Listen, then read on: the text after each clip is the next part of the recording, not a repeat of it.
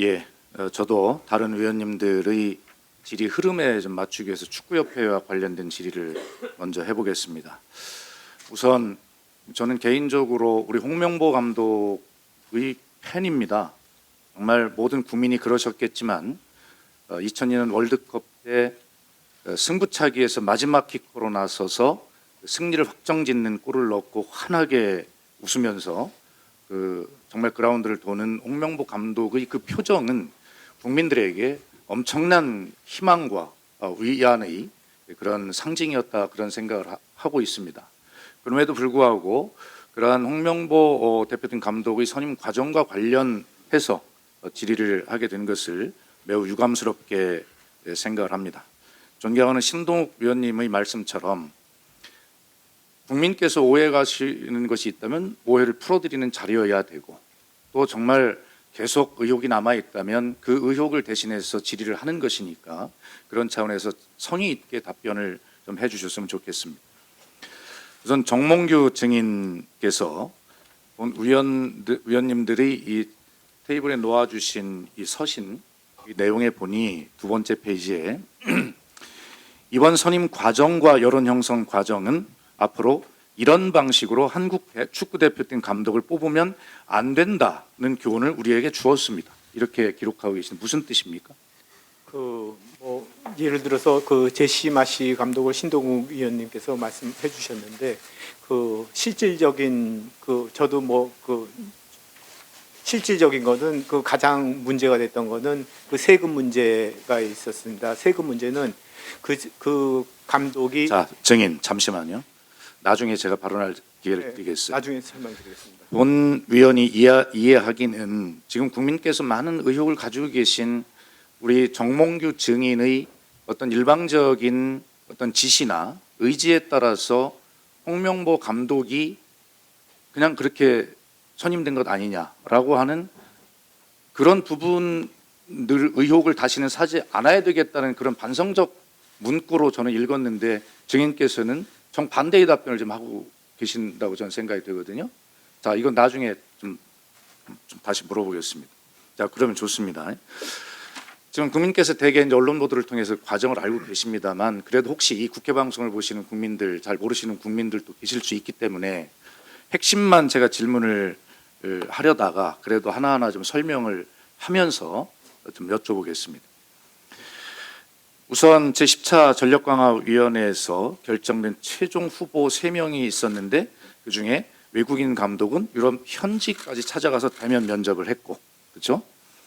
그런데 우리 홍명보 감독은 이임생 기술 총괄 이사가 감독 자택으로 찾아가서 한국 축구 기술 철학 등을 설명하며 감독직을 맡아달라고 거의 부탁을 한 그런 면접이었다, 이렇게 좀 알려져 있습니다.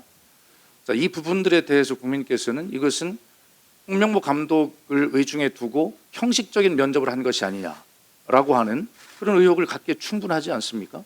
그런 측면에서 보면 이런 문제들이 제기가 되는 거예요. 이임생 기술총괄 이사에게 이런 면접과 감독 선임을 하는 이런 권한을 줄 수 있는 근거가 있는 것입니까? 지금 축구협회 규정에 보면 그런 근거조차 없고, 이임생 기술이사가 기자회견을 통해서 말씀했듯이 정몽규 회장으로부터 권한과 책임과 위임을 받았다, 이렇게 이야기를 하고 있는데, 본 위원이 이야기로는 어디에도 회장이 일방적으로 기술이사에게 그런 것들을 위임할 그런 권한 자체가 저는 없다고 생각해요. 그렇게 하려면 최소한 권한 위임 절차라도 밟았어야 된다라고 하는 게 저희 문체위원들이 대다수의 생각인데, 적어도 아까 제가 말씀드렸던 회장 증인의 이 서신에서 나왔던 이러한 선임 절차는 다시 없애야 되겠다라고 하는 것이 바로 이런 의혹을 갖는 이런 부분들을 말하는 것이라고 생각을 하고 있어요. 그리고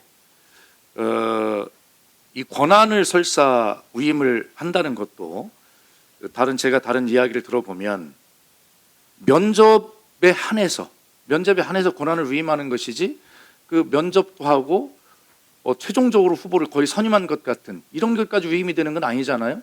방금 나왔던 우리 박주호 전 전력강화위원 같은 경우는 홍명보 감독의 선임 사실을 조차도 알지 못했다, 이렇게 지금 말을 하고 있어요. 그래서 이런 부분들에 대해서 국민들께서 굉장히 의혹을 가지고 있고 아까 존경하는 우리 배현진 의원님도 말씀이 계셨습니다만 특정 항맥이나 이런 어떤 분위기가 축구협회 전체를 지배하고 있는 것. 그런데 하도 오랫동안 지배를 해와서 정인을 비롯한 축구협회 관계자들이 이러한 것들을 지금 알지 못하고 있는 것 아닌가. 그렇기 때문에 잘못이라고 인정을 하지 않고 있는 것 아닌가. 이임생 기술이사에게 이런 것들을 위임할 권한이 회장에게 있는 것입니까? 또 이임생 기술이사는 그렇게 대면 면접이 아니라 대면 면접이긴 하지만 거의 밤 11시에 자택 앞에 있는 카페에 찾아가서 그렇게 특혜로 보이는 이런 면접을 해도 되는 것입니까? 이런 부분들에 대해서 증인 한번 얘기해 보세요. 그 10차 전력강화위원회에서 박은호, 포엣, 홍명보 감독을 3명을 추천을 했고 저와 정혜성 위원장의 면담에서 정혜성 위원장께서 홍명보 감독으로 했으면 좋겠다 이렇게 말씀을 하셨습니다. 그래가지고 그러면 저는 두 분에 대해서 박은호, 포엣에 대해서 어떻게 면담을 했느냐 이렇게 여쭤봤고 거기서 줌으로 미팅을 했습니다. 이렇게 얘기해가지고 그 전에 제시마 씨랑 카사스는 직접 가서 보지 않았느냐. 그래서 그 두 분을 보고 그러고서 직접 면담을 하고 그 다음에 홍명보 감독을 정하더라도 셋을 보고 나서 3명을 공평하게 하고 추천을 결정하시면 어떻겠냐 이렇게 말씀드렸습니다. 그럼 우리 정몽규 증인은 이런 감독 선임 절차에 관한 국민적 의혹이 그냥 의혹에 불과하고 전혀 하자가 없다 이런 주장이십니까? 저는 그렇게 생각하고 있습니다. 1분만 쓰겠습니다. 아마 오늘 이 자리는 우리 정몽규 증인 좀 잘 저는 판단을 하셔야 된다고 생각하는데 증인은 그런 문화가 하도 오랫동안 그런 문화 속에 있어서 그런 작은 절차적 하자가 큰 문제가 없다고 생각할지 모르겠으나 국민은 굉장히 충격적으로 받아들이고 있는 문제거든요. 또 이런 문제와 관련해서 국민들이 또 묻고 계신 게 있어요. 증인께서 그 축구협회 그 규정 이걸 고쳐가지고 그 회장 그 연임과 관련한 그런 과정, 뭐 이런 연령 제한 이런 것도 좀 바꾼 적이 있으시죠?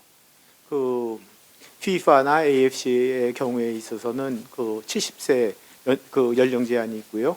3회 제한이 이렇게 돼 있습니다. 그래서 저희 그런데 증인 축구협회에서도 거기에 맞춰서 3회 연령 제한으로 저희가 의결을 했었습니다. 그런데 증인께서 지금 의혹을 받는 건 뭐냐면 충분하게 증인만 2회나 연임할 수 있는 그런 연령에 해당이 되시고요.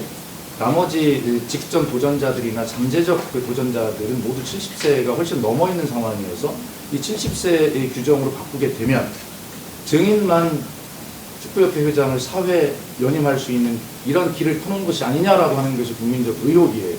근데 그거는 뭐 FIFA나 AFC 뭐 전 세계의 그 지배 구조를 관장하는 FIFA나 거기서 다 똑같이 다 해가지고 그렇게 건의를 드렸고 체육회나 문체부에서는 3회 연임 제한을 하지 마라 이렇게 해가지고 저희 축구협회에서는 결의를 했다가 3회 연임 부분을 철회한 적이 있습니다. 예, 다시 제가 보충 질문 통해서 질의하겠습니다. 네. 예, 부족한 부분은 보충 질의를 활용해 주시기 바랍니다.